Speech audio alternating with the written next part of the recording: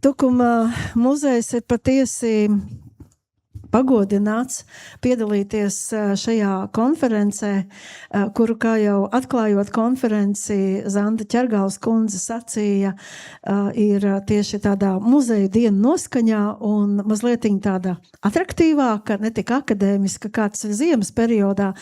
Bet īstenībā jau neatkarīgi no tā, vai mēs runājam tēlaināk vai racionālāk, vai lasām, vai stāstām, tas materiāls, par kuru muzeja darbinieki runā, ir gana bagāts un gana daudz pētāms. Un arī šajā gadījumā mēs stāstīsim par mūsu Tukuma keramiku, kas ir viena no tādām Tukuma muzeja un Tukuma pilsētas lepnumiem, kura tapus pateicoties Jānim Krievam, izcilam podnieku meistaram un arī Mākslinieku savienības biedram.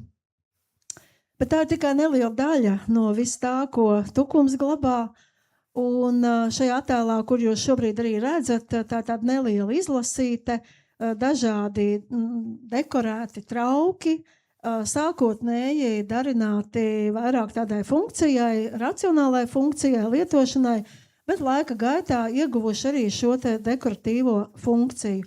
Un man jāteic, ka Tukuma muzejs, kas pirms 5 mēnešiem svinēja 90 gadu jubileju, arī ir centies pēdējos 5 gadus akcentēt tieši šīs mākslas kolekcijas, jo muzejs ir dibināts kā mākslas muzejs, un šī te dekoratīvās keramikas apakškolekcija, varētu teikt, kas ir tapus pateicoties Jānim Krievam un viņa vadītāja darbnīcai, un arī vēlāk kombināta māksla Tukuma keramikas darbnīcai, kur tāpat vadīja Jānis Krievs, ir tiešām viena no tādām brīnišķīgām perlēm, par kurām ir nedaudz vērts pastāstīt. Man jāteic, ka šoreiz mēs esam abas kopā ar kolēģi Santu, bet šajā pētniecības procesā ir iesaistījušies daudzi citi kolēģi, gan Tukuma muzejā, krājuma nodaļas vadītāja Dace Valdmana un galvenā krājuma glabātāja Dace Kleinhofa, gan arī Elīna Guščika Latvijas etnogrāfiskajā brīvdabas muzejā un Anna Bartkeviča Latvijas Nacionālajā vēstures muzejā. Un šajā pētniecības procesā, kur mēs esam jau vairāk gadu garumā sadarbojušies, ir iesaistījušies arī citi kolēģi no citiem Latvijas novadiem. Un te ir gan Evija Vasiļevska, kura arī labas konsultācijas ir snieguši šajā sakarā, un Baiba Dumpi un vēl daudz citi. Lūdzu atvainojiet, ja kādu nenosaukšu. Bet ir laiks varbūt iedziļināties nedaudz vairāk tieši Jāņa Krieva stāstā. Jā, tātad mēs runājam šobrīd par mūsu tā kā tukumnieku, Tukums tādu izcilu keramiķi Jāni Krievu. Šis gadījums ir tāds īpašs arī ar viņu uzvārdu, jo Jānis Krieviņš Krievs ir dzimis, bet lielākoties viņš parādās kā Jānis Krievs, dažkārt arī iekavās norādīts arī Krieviņš joprojām. Bet mēs viņu, lai tā kā arī visa sabiedrība, tie, kas ir lasījuši vai zina kaut ko par Jāni Krievu, tad visvairāk zina viņu kā Jāni Krievu. Un tā turpmāk arī mēs viņu sauksim. Jānis Krievs, protams, ir tāpat kā liela daļa tāds lauku puisis, kurš ir dzimis lauku mājās Graudi, vēlāk pārceļas uz pilsētu, mācās pilsētas skolā, un šeit mēs esam tikai iezīmējuši tos dažus būtiskākos gada skaitļus, ko jūs paši arī varat redzēt viņa dzīvē, kas ir tādi nozīmīgāki. Tātad šis ir tāds iezīmēts ceļš uz viņa tātad šo mērķtiecīgo, varētu pat tā teikt, ceļu uz tādu pilnvērtīgu podnieku meistaru, jeb keramiķa, mākslas keramiķa ceļš uz viņa tādu pilnību. Lūk, šeit arī varam redzēt viņa prasmi mācīties nepārtraukti un papildināt savas zināšanas, talantus, to, ko viņš dara ar lielu pārliecību. Protams, nav tikai tā, ka viņš mācās Tukumā, kā jūs redzat, kā Zellis Tukumā pie podnieku meistariem Tukumā, vēlāk dodas arī papildināt savas zināšanas lielākajos Kurzemes tādus podnieku centros, kā Aizputa, Grobiņa, Liepāja. Un, nu, viņš, protams, arī redz, ka ļoti būtiski tajā laikā ir krāsns, ko mūrē, un padzirdējis, ka tādas mūrē un var iemācīties arī mūrēt Rīgā.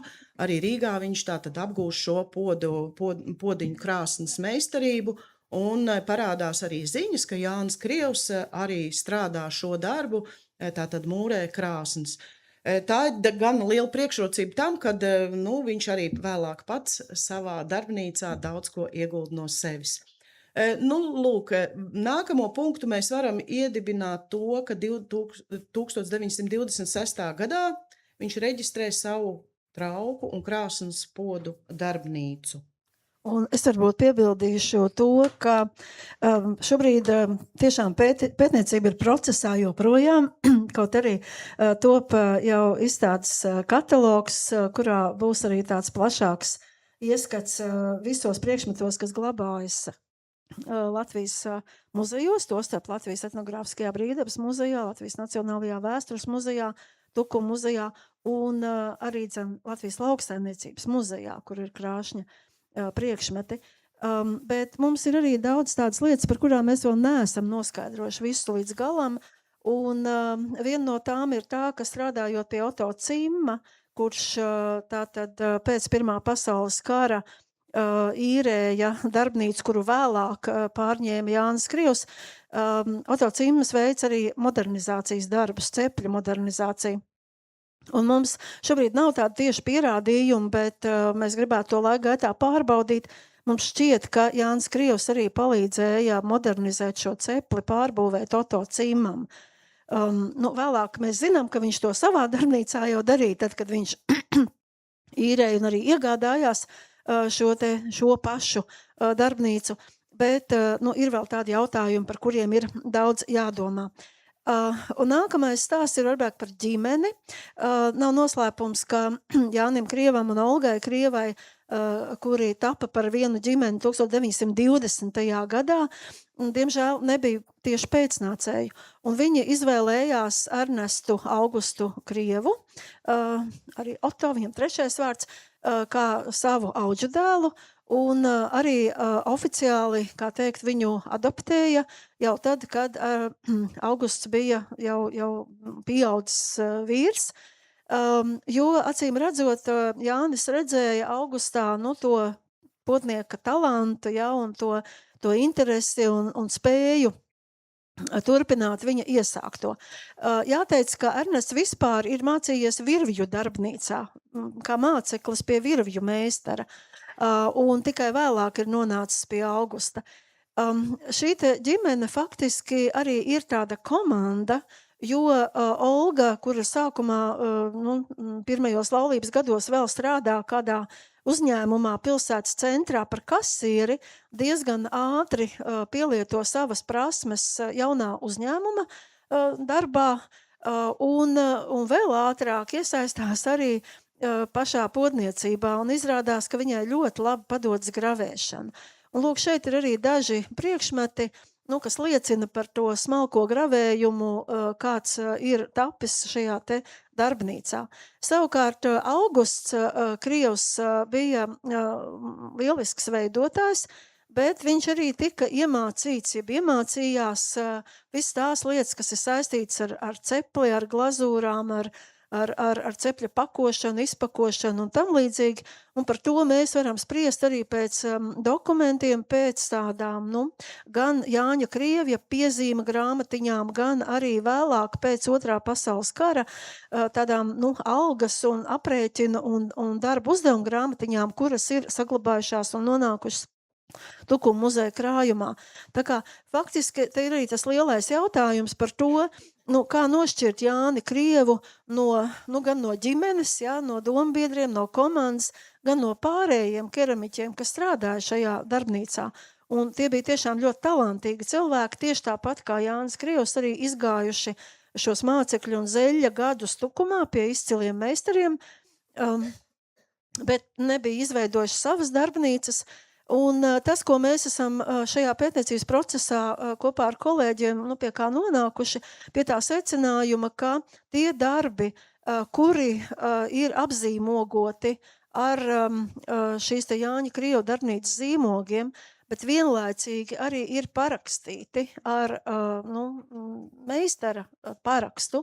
Visticamāk varētu būt paraugi, jo mēs zinām, ka Jānis Krievs pats sākumā darināja šos paraugus un ļoti stingri sekoja, lai viņa darbnīcas strādnieki visi arī izpildītu to paraugu precīzi.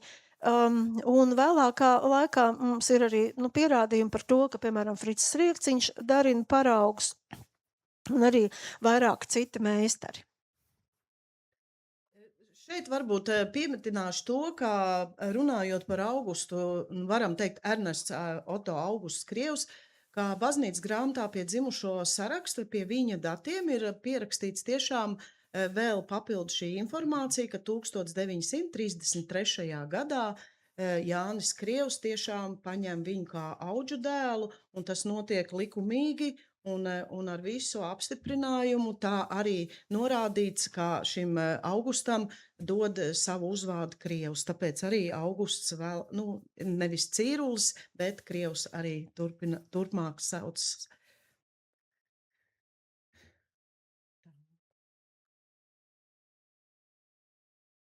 Kļūme, iestrēga.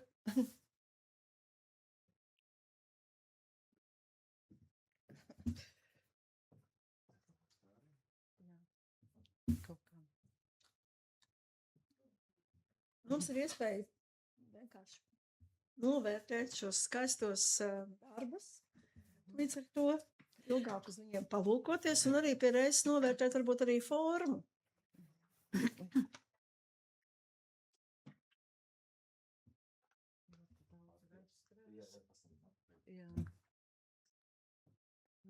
Tā. Jā, un šeit ir runa par Jāņa Krieva darbnīcu.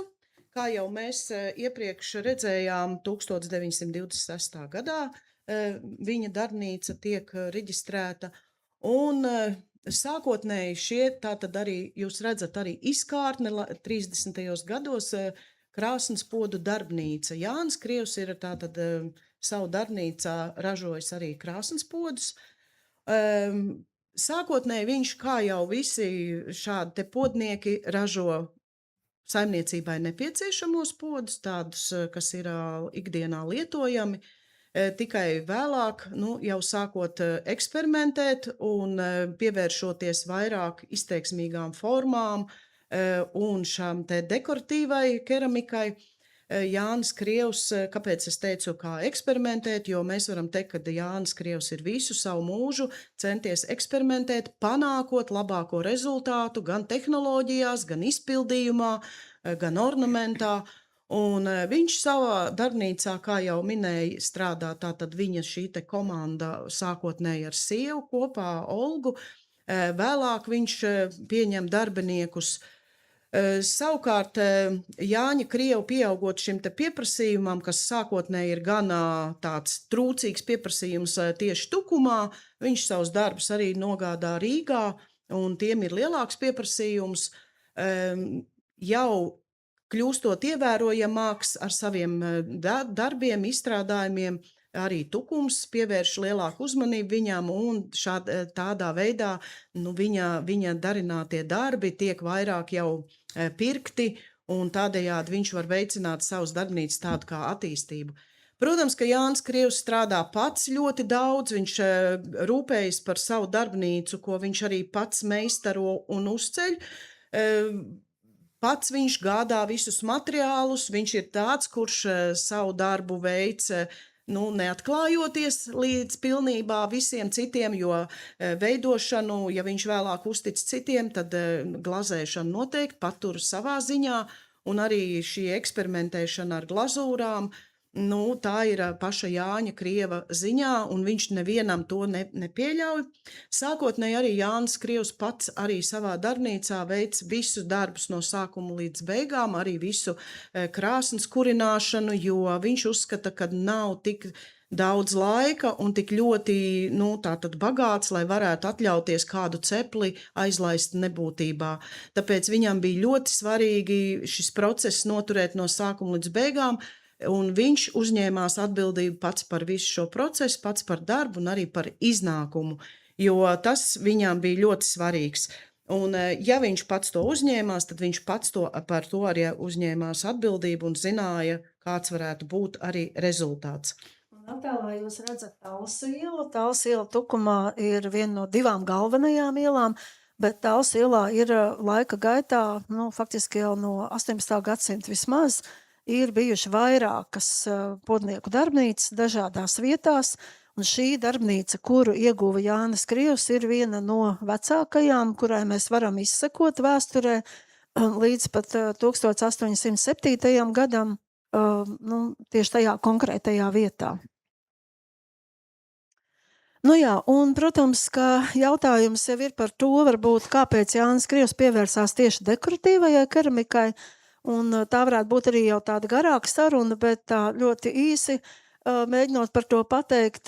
Protams, liela nozīme tajā varētu būt tieši pašai Olgai Krievai, jo arī vēlāk atmiņās Tukuma keramiķi, tie, kas strādāja Tukuma rūpkombināta keramikas cehā, un varēja dalīties savās atmiņās, tiešām ļoti bieži pieminēja Olgu Krievu un šīs viņas īpašo talantu, kas izpaudās šajā te gravēšanā.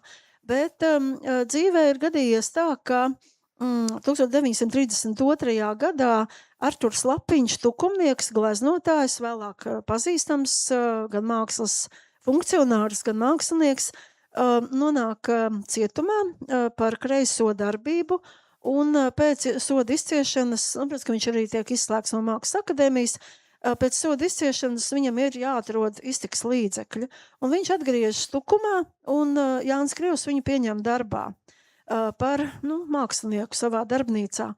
Un tieši šis moments ir viens no ļoti tādiem svarīgiem pagrieziena punktiem, jo jaunais mākslinieks ar savām idejām, ar savu izglītību, ar daudzām lietām, protams, tiek uzņēmts arī ar tādu lielu atsaucību, jo, kā jau Santa teica, Jānis Krievs bija vērsts uz eksperimentiem, uz jaunām idejām, atvērts tādiem meklējumiem un atklājumiem.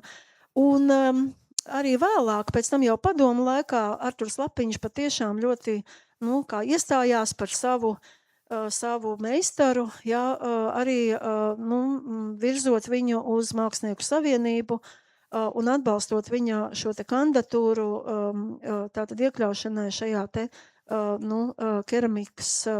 keramiķu apakšsekcijā. To, ko jūs šobrīd redzat, jūs redzat dažus dokumentus no Tukuma muzeja krājuma. Tā ir gan amatnieka karte, viena no amatnieka kartēm, jo viņš bija Latvijas amatniecības kameras biedrs no tās dibināšanas pirmsākumiem. Viņš arī rosināja tādu Tukuma amatnieku biedrības dibināšanu. Viņš ir darbojies arī Latvijas amatniecības kameras vadībā. Tas varbūt būtiskākais ir tas, ka viņš ir arī saņēmis šo te amata mācekļu apmācības atļauju, kas arī ir mūsu muzeja krājumā šis dokuments. Un 1940. gada 25. maijā, ja nemaldos, viņš arī ir saņēmis šo te trauku podnieka meistara grādu, kas ir piešķirts viņam Latvijas amatniecības kamerā. Un mēs esam izvēlējušies kā tādu simbolu vienu no priekšmetiem, kas nav gluži dekorēts ar šo ģeometrisko ornamentu, bet kurā jau ir tāds glezniecisks līnijas.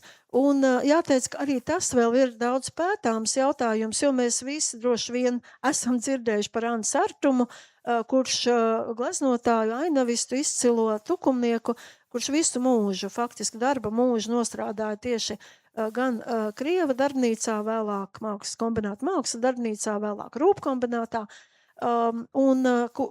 kura šķīvis mēs zinām arī ar tādām ainavām, ar figurālām kompozīcijām, bet bez Anu Sartuma ir šajā te Krieva darbnīcā ir darbojušies arī vairāk citi mākslinieki, un šobrīd tas arī ir tāds pētāmais jautājums, piemēram, kam konkrēti, kurai rokai, kura mākslinieku rokai tieši pieder šis koklētājs zīmējums, tas arī vēl ir jautājums, pie kura tad nākotnē jāstrādā. Nu jā, un droši vien, ka ir laiks, lai mēs tā kā mazliet jau sāk noslēgt savu stāstu. Varbūt te ir tādas dažas lietas, par kurām ir jāteic. Nu, pirmkārt, tātad šie saimniecības trauki, kuru nelielu izlasi jūs redzat attēlā, tie patiešām ir tādi tipiski, nu, varētu teikt, Austrumkurzemē ļoti raksturīgi, un ne tikai, nu, šīs bļodas ar šo te maliņu plato un podi dažādām tātad funkcijām un dažādu izmēru. Diemžēl jāteic, ka Latvijas muzejos šobrīd mēs nu, nevaram sakomplektēt pilnu komplektu un salikt pēc izmēriem, visu funkciju, visu formu un visu izmēru priekšmetus. Ja? Piemēram, 10 maizes bļodas, 10 dažādu izmēru, un tad tur 7 tādi podi un vēl kādi citi, bet tādam nelielam ieskatam šī informācija šobrīd mums ir, un mēs ļoti ticam, ka laika gaitā izdosies arī papildināt. To, ka meistaram pašam ir lieliska formas izjūta, to tiešām var jau redzēt pēc viņa darinātiem priekšmetiem, bet, protams, ka ir arī daudz dažādu eksperimentu, un viena no šiem priekšmetiem, ko pavisam nesen Tukuma muzejs iegādājās, mēs arī izvēlējāmies šo vāzi, kurā ir kaut kas no ļoti raksturīgā un tāpat laikā absolūti kaut kas pilnīgi cits, ja, tieši šajā te glazūrā un šajā te dekorā un visā pārējā. Jāteic godīgi, ka te būs jāstrādā droši vien mākslas vēsturniekiem un jāmēģina varbūt iet tālāk. Šobrīd mēs varam teikt, ka mums ir vismaz apmēram, es nezinu, kādi 600 vairāk priekšmetu, ko mēs tieši zinām, ka tie ir ar zīmogiem, tātad tie ir Jāņa Krieva darbnīcā vai kombināta māksla. Tātad Tukuma keramikas darbnīcā, ko vadīja Jānis Krievs līdz savai mūža pēdējām dienām, tātad darināti priekšmeti. Attiecīgi tālāk jau nāksies ar to strādāt. Jūs redzat vienu no tā servīzēm, jo tātad Jāņa Krieva tādā, ražojuma klāstā ir vāzes, bļodas, krūzītes, apakštasītes, tasītes un, protams, arī servīzes.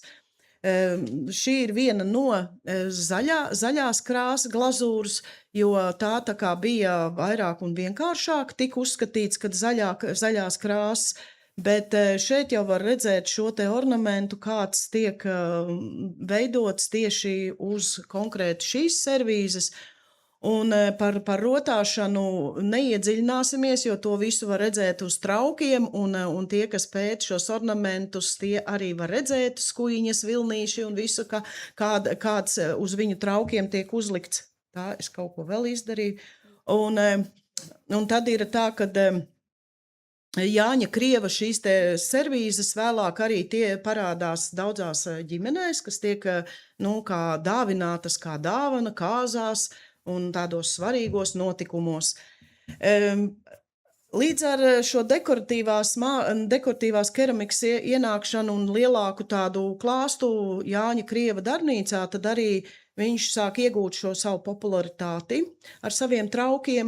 Tie tiek arvien vairāk atpazīstamāki, un kā jau jūs redzat, arī jau ir daži citāti ir izvilkti no ko ir publicējuši par Jāņa Krievu tieši keramiku, bet Jāņa Krievu keramikas tādi darbi parādās arī grāmatās, kas ir tā laika tāda aktuāla lieta, kā mājas izrotāšanai paredzēta tāda pamācība un labi piemēri, un tostarp ir arī Jāņa Krieva šie darinājumi, parādās šķīvi, dekoratīvie, vāzītes, tā tad arī viņa darbi ir pamanīti starp citiem ievērojumiem autoriem, un arvien vairāk tā tad sabiedrība uzzina par viņa šo te veikumu.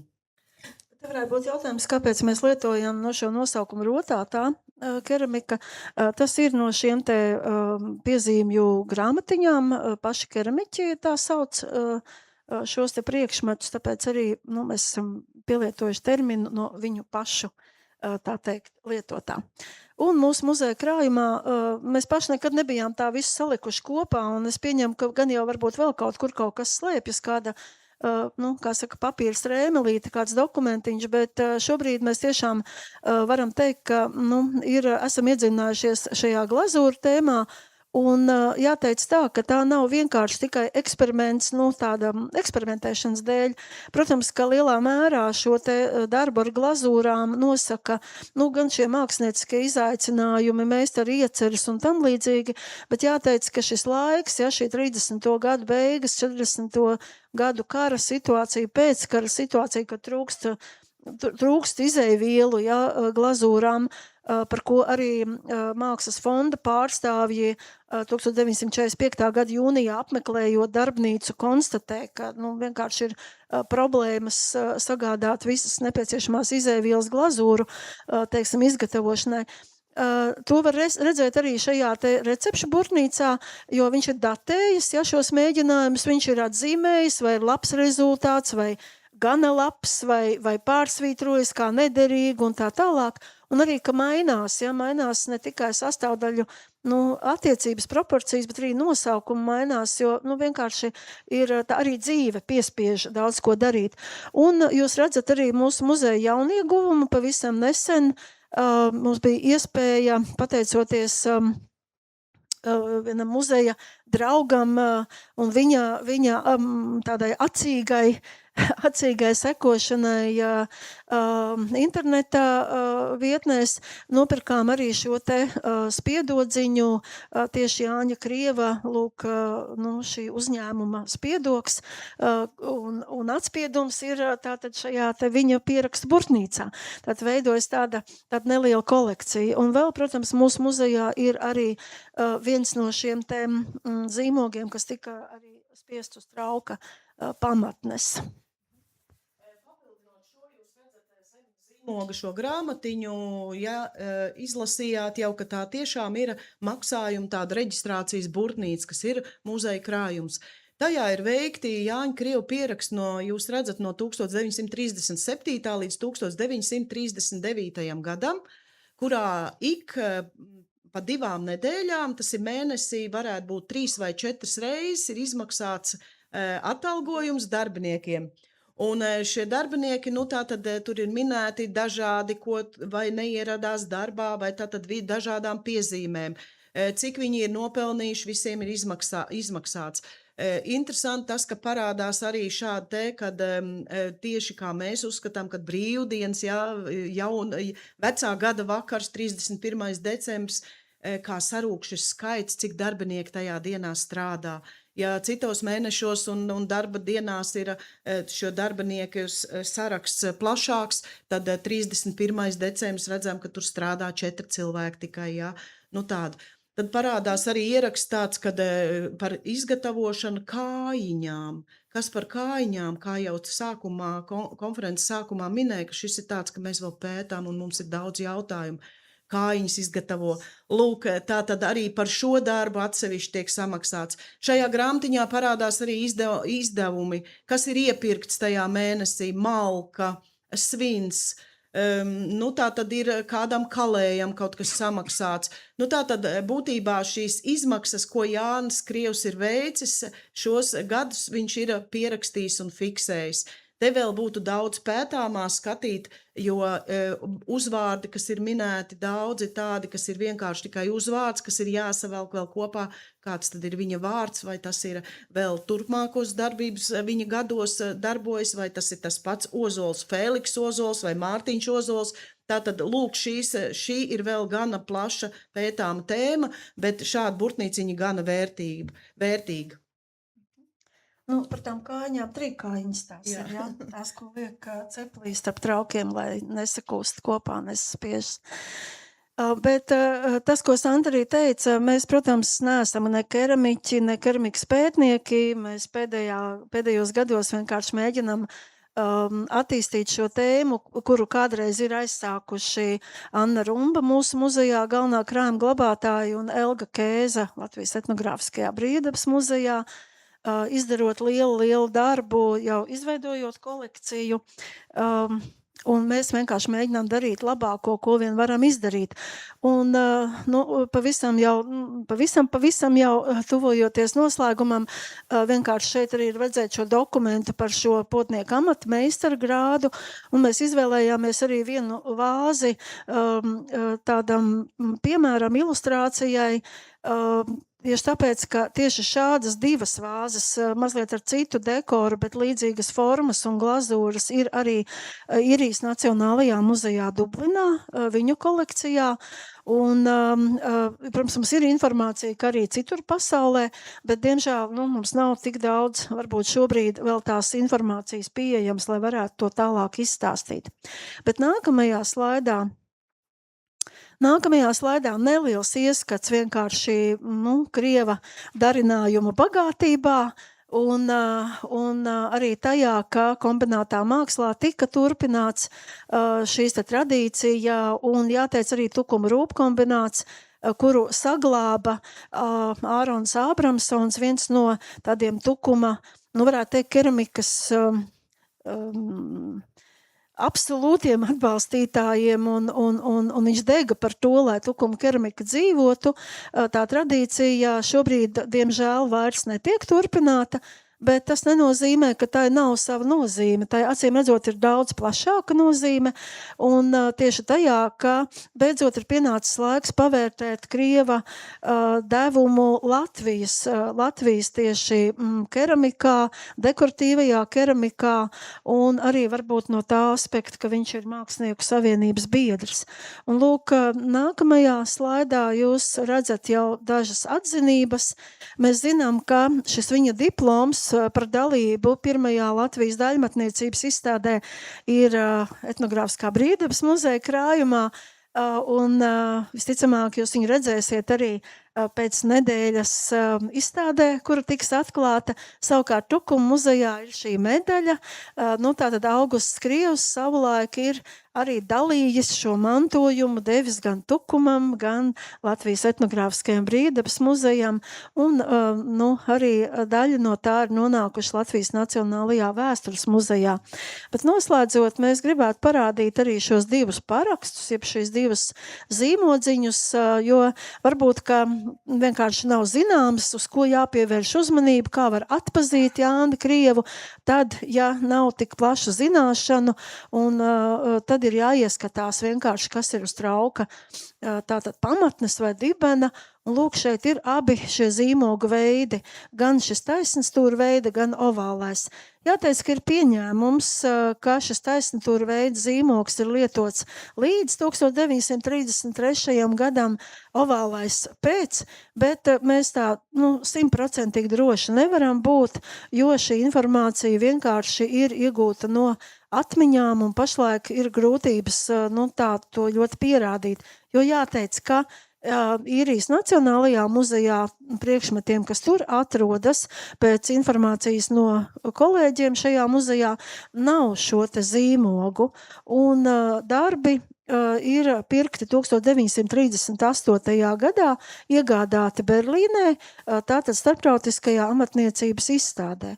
Un līdz ar to tad ir tas jautājums, kad vispār sāka lietot zīmogus, ko zīmogoja vai ko nezīmogoja. Lūk, noslēgumā mēs varam vienkārši jums teikt lielu paldies par mums veltīto uzmanību un visiem kolēģiem mīļu pateicību par iesaistīšanos šīs tēmas attīstīšanā un aicināt uz izstādi, kura 28. maijā tiks atvērta šeit, Latvijas Etnogrāfiskajā brīvdabas muzejā, ar tādu lielu skaistu nosaukumu, kas ir paņemts no paša krieva reklāmas 30. gadu, tātad uzmanīgi māla trauki. Un izstāde tiks veltīta Jāņa Krieva darbnīcas 100 gadu jubilejai, jo, kā jau sākumā, tātad Santa minēja, darbnīca ir reģistrēta 1926. gadā. Mēs pateicamies par uzmanību un ļoti mudinām pētīt ne tikai krieva keramiku, bet patiešām atrast šajos te sarežģītajos šajā laika periodā, atrast laiku pētījumiem īpaši muzejos, un mēs arī zinām, ka tik daudz laika un resursu tam nemaz nav, bet tas dod arī milzīgi tādu motivāciju saviem apmeklētājiem, arī muzeja naktī rādīt, stāstīt to, kas muzejos glabājas, un mēs ļoti priecājamies par palīgiem, kuri nāk un komentē vai palīdz atrast šos vērtīgos priekšmetus. Nu ko, svinām muzeja, starptautisko muzeja nedēļu, muzeja nakti, un varbūt šis ir brīdis, kad vajag pašiem sev tā kā pateikt, ka mēs esam ļoti daudz izdarījuši, un mēs varam vēl vairāk. Paldies par uzmanību.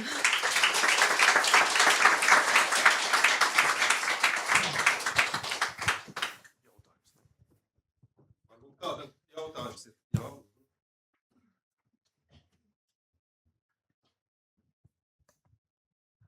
Vispirms paldies par brīnišķīgo referātu. Paldies, ka jūs pētat un turpinat to darīt. Bet es klausoties, pēkšņi sapratu, ka es līdz šim nekad neesmu aizdomājusies, kas ir noticis ar pašām darba telpām. Vai kaut kas no tā ir saglabājies no šīs pašas darbnīcas, no krāsnīm?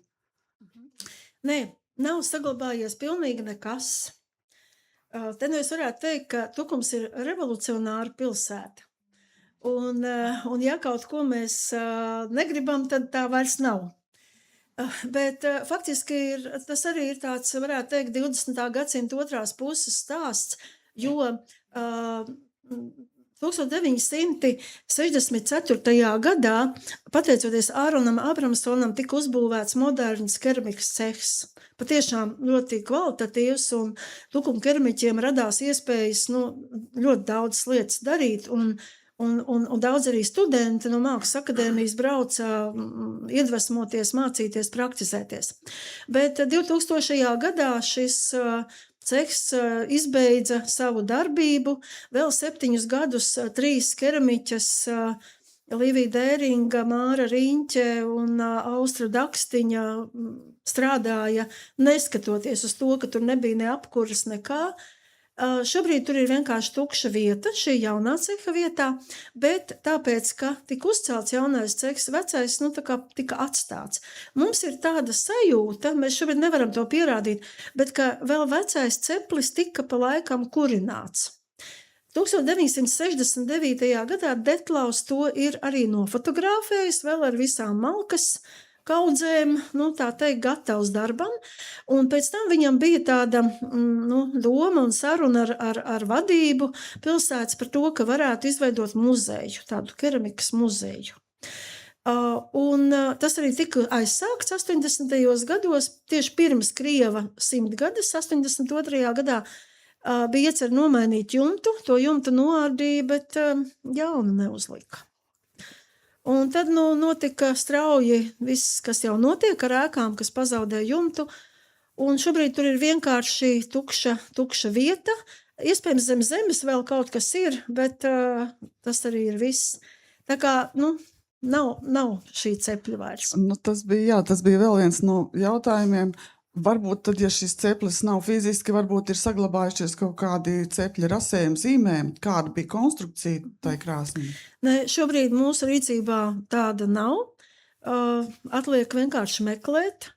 Mēs arī, diemžēl, nezinām, bet varbūt, ka muzeju sabiedrība vai mākslas vēsturnieku sabiedrība var kaut ko vairāk pateikt par Detlavu materiāliem, jo Detlava rīcībā bija gan, piemēram, Tukuma potnieku cunftes, protokola grāmatas kopijas, gan dažādi citi materiāli, un viņš ļoti bieži viesojās Tukumā, viņš ne tikai fotografēja, bet arī strādāja ar Tukuma keramiķiem.